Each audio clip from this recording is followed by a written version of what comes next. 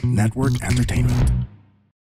Depende kasi yan eh. Kung dadaanin mo siya sa traditional, from traditional, syempre, pwede mong daanin sa clay, pwede mong daanin sa epoxy yung pag-sculpt mo. Oo. Pag clay naman kasi, hindi siya pang matagalan, di ba? Kasi ang epoxy kasi, pag nag-sculpt ka, matigas. So, may first copy ka na agad. Hindi agad nung clay is natutunaw, di ba?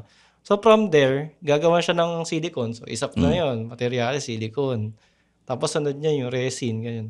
Madaming proseso, ang daming gagastusin material. So, kung hindi ka marunong nun, mas mahal. Kasi mahal na rin yung materials. Tapos, hindi pa ikaw yung gagawa, di ba? Pero, mas prone siya sa time-consuming, tsaka mas siya sa damages. Pwede kang magkamali. Pwede kang may mga kasi trial spoilage and error. na sinasabi nila.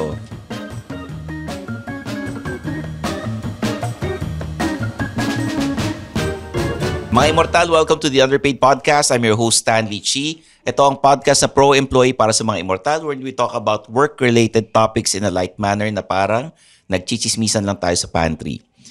Kasama ko ngayon ang mga guest ko na isang toy collector, businessman, tsaka isang gumagawa ng art toys. Papakilala ko na si Banots Urbano and Wooji, ang international na creator nitong Lil Wiki. Welcome to the podcast. Hello. Mahihain yan. Mahihain to si Wooji, no? Oo, pare. Hindi na magpapaligoy-ligoy pa.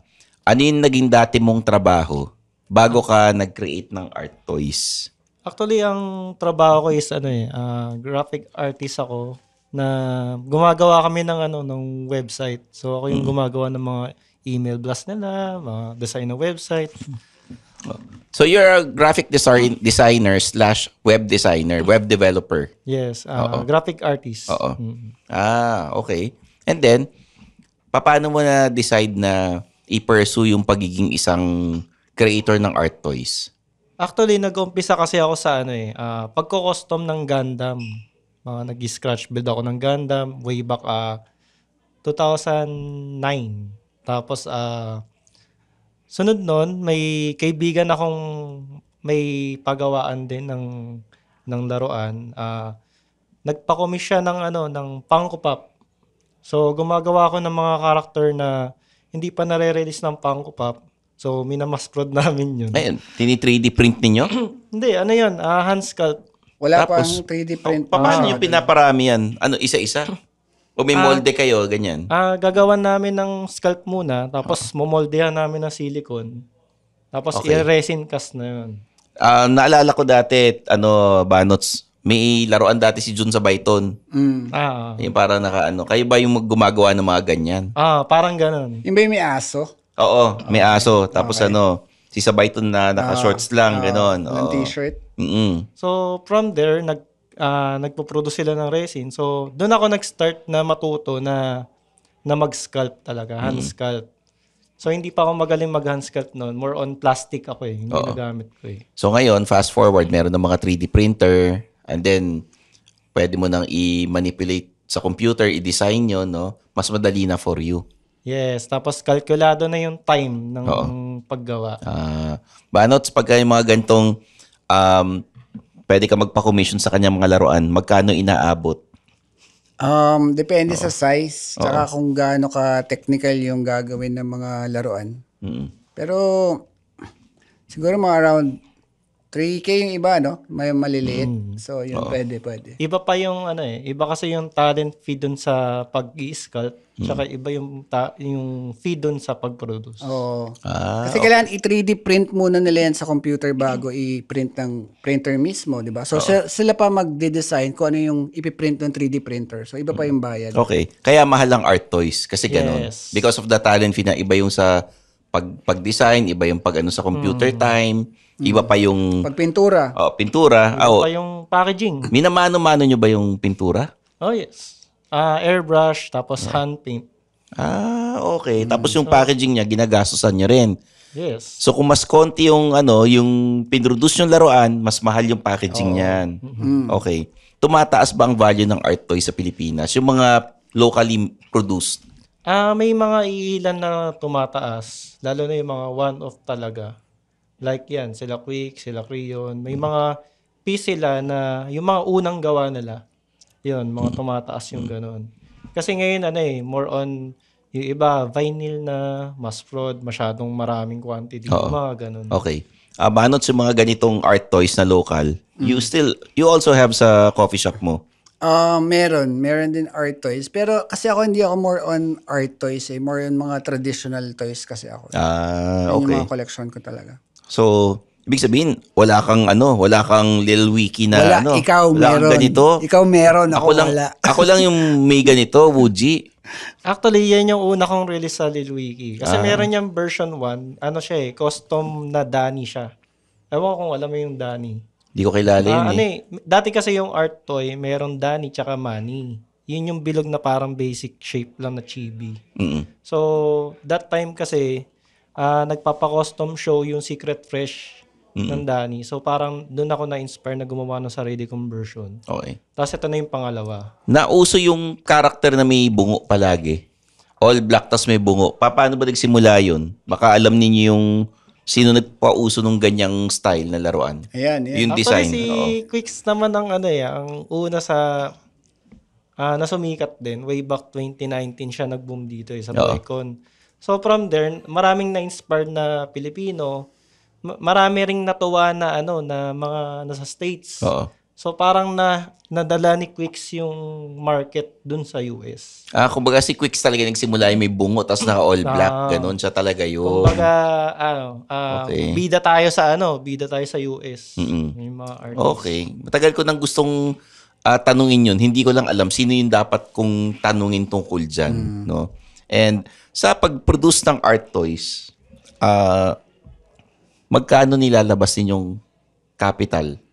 Tsaka yung magkano yung tubo? Magkakaalam na kung magkano parang patong, secret no? naman yun. hindi mo kailangan sabihin. Pwede mong Range isulat. lang, ganun. Pwede mong isulat dito. Yun. Actually, depende kasi yan kung dadaanin mo siya sa traditional, from traditional, syempre, pwede mong daanin sa clay, pwede mong daanin sa epoxy yung pag-sculpt mo. Oo. Pag clay naman kasi, hindi siya pang matagalan, di ba? Kasi ang epoxy kasi, pag nag-sculpt ka, matigas. So, may first copy ka na agad. Hindi agad nung clay is natutunaw, di ba? So, from there, gagawa siya ng silicone. So, isap na yun. Materials, silicone. Tapos, sunod niya yung resin, ganyan. Madaming proseso, ang daming gagastusin material. So, kung hindi ka marunong nun, mas mahal. Mm-mm. Kasi mahal na rin yung materials. Tapos, Oo. hindi pa ikaw yung gagawa, di ba? Pero, mas prone siya sa time-consuming, tsaka mas siya sa damages. Pwede kang magkamali. Pwede ka may mga kasi trial and spoilage error na sinasabi nila. Oh. So, hindi agad sa 3D printer na may trial and error din, pero may mga technicalities din, pero mas mo yung kalkulado mo yung time nung production. Kunwari, 3 hours tong 5 to. Ganun. So, nami-minimize mo at nakokontrol mo na yung time mo. So, mura din yung yung resin. Actually, yung presyo kasi nung 3D... Ito, i-type mo na lang dito. Magkano yung presyo na kapital, ganun. Magre-react lang ako. Ayan na. presyo ng Kunyari, yung bibenta mo 10K, for example. Hindi, halimbawa, Yun na lang. itong art toy na to, ganyan. Oo. ba yan? Hindi ko naman sasabihin eh. Siguro magkano ba benta ko dyan? Nakalimutan ko na. O, yung puhunan nga, magkano Ang mga... Puhunan siguro yeah, puhunan. Puhunan, ganyan. Sa isang figure. Magkano ang benta? Ang benta, depende sa size eh. Kasi Hindi, usually, ito na lang. Sample natin. ito kasi 4 inches yata yan. So, 4,000. 4,000 ang benta. Pero yun ang puhunan. Okay. Pwede. Pwede, no? Pwede. Ano naman, makatarungan naman. Presyo. Hindi ka naman nalugi. Hindi rin lugi yung bumibili. Bumili. Kasi, hindi naman magkalayo eh. Tsaka effort niya. Tsaka yung, ang binibili ninyo, yung pagiging artist niya. Kasi very time consuming kasi talaga eh. Oo. Kasi isipin nyo, pag nag-print kayo, ang dami pang process, lulublob sa alcohol, lilinisin pa, papatuyuin pa, liliyain yan. Oo. So, hard work talaga, kaya siya mahal.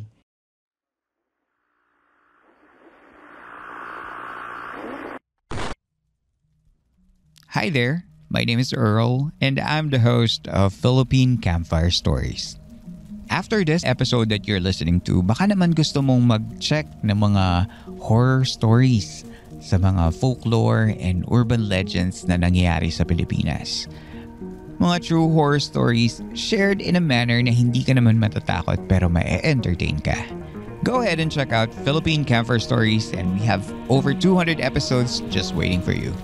See you there! Ikaw, Banots, na-appreciate ba yung mga ganitong local na art toy? Alam oo. kong close kayo ni Wooji. Wooji, no? Alam kong close kayo. Ako ulit to Ako to Mas gusto ko nga yung hindi na ina-explain. For example, Star Wars, kilala yan ng parents ko, kilala rin yan na magiging anak ko. In terms of sa mga ganyan kasi, sa mga, may pinipiling ano talaga yan eh. Collectors, diba? Audience. May audience talaga. Hindi lahat para sa art toys talaga. Would you invest your money in an art toy? Depende. Pagka makita ko na maganda siya talaga. I mean, kasi yung art toy may explanation yan eh. Yan, bakit na ganyan itsura niyan? Explain pa ng artist bakit na na-come up yung ganyan, di ba? Oo nga. Explain mo nga para malaman namin. Ito kasi, yung wiki ko, yung isa kasing mata niyan, talagang lubog. Tapos may sugat siya dyan. So, yun yung una niya. Ito kasi parang baby version na eh. So, kaya cute-cute. So, ang explanation kasi dyan, inspired talaga ako kay Quicks talaga. Doon nag-umpisa. Wala akong pera mabili ng Quicks toy. So, gumawa na lang ako. Ang una kong concept is opera mask talaga. Tapos hanggang sa na-extend na sa bibig. Natuwa na ako. So, ginawa ko siya. Dahil niya yung Manny and Danny is blank lang siya na iba't ibang colorway gawa ng mga iba't ibang artist. Ginawa ko siyang canvas for customizer. So parang nagtalo yung sa customer side tsaka kasi ang customer 'di ba gusto sulit yung bili, madetalye ganun. Ako ginawa ko siya as customizable. Which is naging epekto way back noong 2020, marami talagang bumili.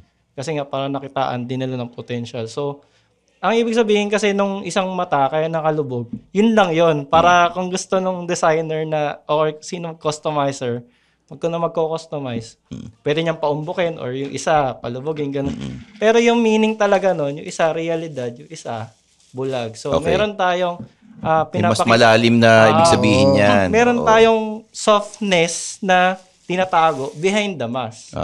So, meron tayong nakikitang ito dapat, realidad. Ito yung bulag-bulagan tayo sa... Yun ang yung mga parang pag sa opisina, may ginawang salbahe may ginawang masama si boss. Sasabihin ng HR, pagpasensya mo na si boss kasi maintang ulo, ganyan. Yun yung realidad na nagbubulag-bulagan ka kasi yung gumawa ng kalokohan, nagpapasweldo sa inyong lahat. So, kaya lubog yung isa kasi nga may sugat. Yan. Saka yan ang maganda sa art toy. May explanation kung bakit na-come up yung character na yan. Okay. Kaya ako, hindi ko kaya gumawa niyan eh. Kasi hindi ako ganun kalalim Di ba? Hindi, pero masaya naman tong at least nare-release mo yun, nalalabas mo yung creativity mo. Tama. Ano yung day job mo ngayon, Wooji? Full-time na rin ako dyan. Full-time ka na. Tumatanggap din ako ng mga, personalized Funko Pop, mga ganun. Okay. Hindi lang sa art toy. Magkano ang personalized na Funko Pop para sa iyo? Kasi ako binebenta ko siya ng 6,000. Okay. Ganun ata talaga yung presyuhan, Banots eh. Kasi may tinanong din ako dun sa Funko Fanatics PH. May ni-refer sa akin, ganun din daw ang ang presyo. Tama. Kasi mahirap siya for me. Para sa akin mas mahirap yung Funko kasi hindi mo na-express yung gusto mo na gawin sa laruan. Yung una yun. Pangalawa, de-designan mo pa yung box. Oo. Tapos i-assemble mo pa yung box. May personalized na box din talaga. Yung iba kasi, ang ginagawa nila, bibili sila ng mga Funko Pop. Tapos, dinisassemble nila, pinipinturahan nila yung katawan tsaka yung ulo. Ganon, di ba? Pinocustom talaga nila. Yun. Ano yung mas... Kasi yung ngayon, 3D printing na yung ginagawa sa Funko Pop eh. Matibay ba siya pag 3D printed? Matibay naman. Depende siya actually kung ano yung ginamit na resin. Meron kasing brittle, merong ABS, merong flexible, maraming klaseng resin. Okay.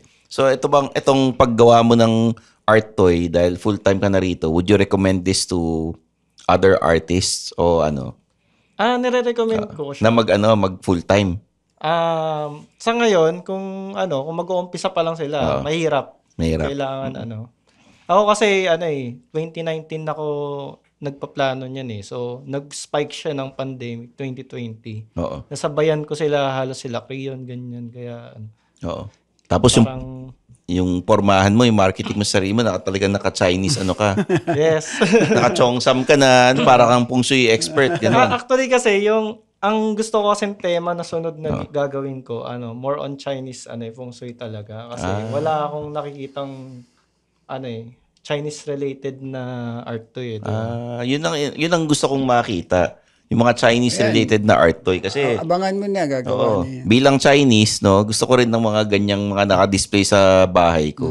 Tsaka rin kasi ako lumaki akong Jackie Chan fan ako eh. Yan. Ako, nanonood ako Jackie Chan. Yan. Ikaw, nanonood ka naman, Jackie Chan. Lahat yata ng palabas nun napanood. Kaya akala nga ng mga kaklase ko, marunong magkarate. Yun ang stereotype, di ba? Saan available yung mga art toys mo, Woody? Sa ngayon, available siya kay Lucan Vic sa Singapore. Doon siya available. So, tapos international yung artist iba, ka. sa online. PM lang nila ako. May order form din naman ako dun sa IG. Ano yung website mo? Yung Facebook ko, Woody Toys, tsaka Instagram, Woody Toys, tsaka YouTube. Papakita ko uli sa mga viewers natin ng underpaid itong Lil Wiki na ito art kasi, toy. kaya siya Lil Wiki na tinawag kasi little, di ba? Cute style. Tapos, etong wiki, nakuha ko sa... Actually, si Lloyd yung nag-suggest, si Lloyd Hondo ng Get sa Figure. Siya yung nagpangalan dyan. Kasi Wicked Mouse. Yan. So, siya gunslinger kasi siya badass siya na, So, wiki. Kaya, Okay Ganda Magkano ganito? 6,000 yata. 6,000. Okay. Okay. Pang-alta. Okay. Salamat dito Talo mo pa ako, no? Oo Akala ko hindi ka nagko-collect nito. Okay na, kaya hindi masama loob ko na meron ka kasi hindi naman ako. Hindi naman nagko-collect. Ito si Banots naman. Kahit anong laruan ng gusto niya, makukuha niya. Star Wars yan. Gusto Star Wars. Star Wars. Star Wars. Kahapon nga, nakita ko, pareho kami may bit-bit na malaking Funko Pop na Spider-Man Di ba? Yung 10-inch. 10-inch yun, di ba? Wala na yata na doon. Tayo lang yata yung nakakuha. Tayo lang.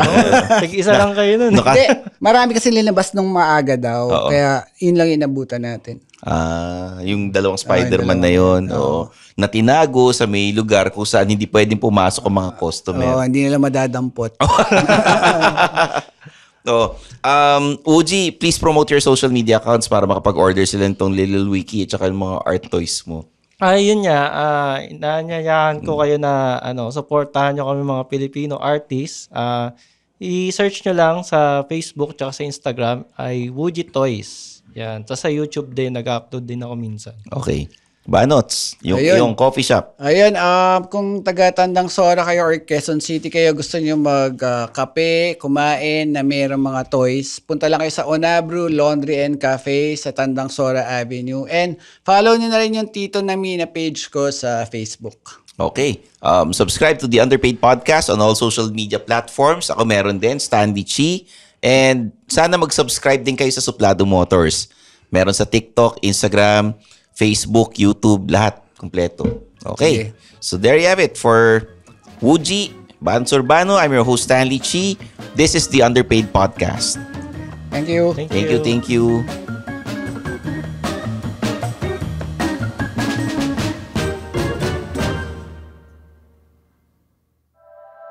The opinions of podcast creators, hosts, and guests are not necessarily reflective of the official stance of the Pod Network Entertainment, its hosts, or other network programs. The content created by the people behind the podcast is personal and not meant to harm any religion, ethnicity, group, organization, company, or individual.